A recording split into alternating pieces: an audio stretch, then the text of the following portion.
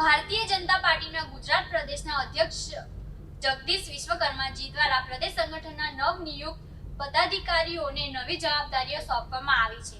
તેના ભાગરૂપે ભાજપ પ્રદેશ યુવા મોરચાના નવનિયુક્ત અધ્યક્ષ તથા સંસદ ડોક્ટર હેમાંગ જોશીએ આજે નવસારીની શુભેચ્છા મુલાકાત લીધી હતી।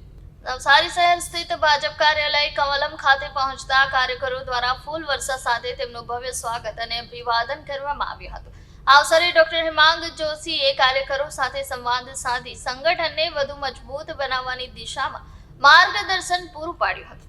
કાર્યકરોને સંબોધતા તેમણે જણાવ્યું હતું કે યુવા શક્તિ એ દેશ અને પાર્ટીની સૌથી મોટી તાકાત છે અને સંગઠનને વધુ મજબૂત બનાવવા માટે દરેક યુવા કાર્યકર્તાની સક્રિય અને જવાબદાર ભૂમિકા જરૂરી છે અને કેન્દ્ર તથા રાજ્ય સરકાર દ્વારા અમલમાં મૂકવામાં આવેલી લોકહિતકારી યોજનાઓ જનતા સુધી અસરકારક રીતે પહોંચાડવાની અપીલ કરી હતી।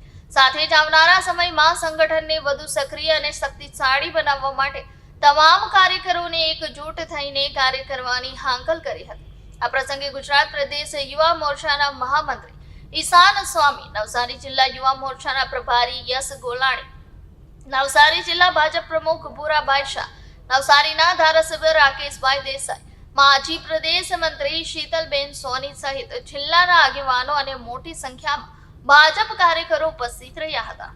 ભારતીય જનતા પાર્ટી યુવા મોરચાના અધ્યક્ષ તરીકેના મારા પ્રથમ સંગઠનાત્મક પ્રવાસ દરમિયાન આજે નવસારી જિલ્લા ભાજપ કાર્યાલય ખાતે ભારતીય જનતા યુવા મોરચાના સર્વે યુવા કાર્યકર્તાઓને આજે મળવાનું સૌભાગ્ય પ્રાપ્ત થયું।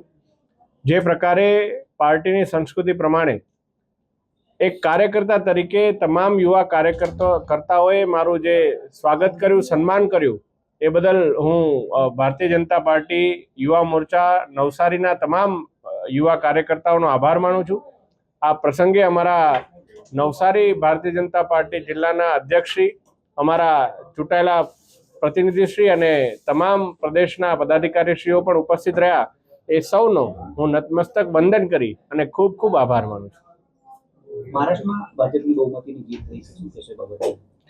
હું માનું છું કે જે પ્રકારે ભારતીય જનતા પાર્ટીનો કાર્યકર્તા એ માત્ર ચૂંટણી દરમિયાન સક્રિય નથી હોતો, પરંતુ એક સારા નરસા કોઈ પણ પ્રસંગે પ્રજાની વચ્ચે ઊભું રહેવું એ ભારતીય જનતા પાર્ટીની સંસ્કૃતિ છે અને એ સંસ્કૃતિના કારણે જ મહારાષ્ટ્રની અંદર અત્યારે ખૂબ બધા આશીર્વાદ ભારતીય જનતા પાર્ટીના એક ઉમેદવારોને મળી રહ્યા છે। કુલ 29માંથી 26 જેટલી જે બોડી છે એની અંદર ભારતીય જનતા પાર્ટીનો ભગવો લહેરાઈ રહ્યો છે।